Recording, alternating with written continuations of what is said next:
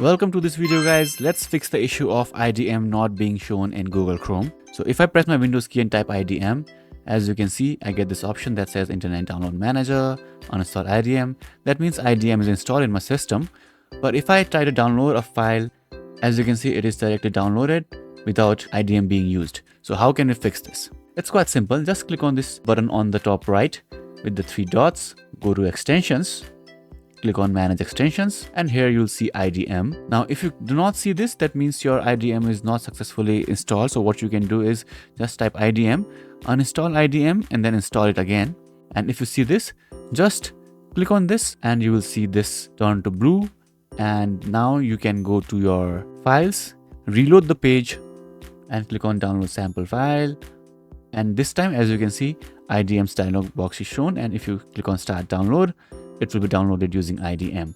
So this is how you can enable or show IDM extension in Google Chrome. And if I right click, I'll get the option to download with IDM also. And yeah, this is how you can show it in Google Chrome. If you have any questions, let me know in the comments below.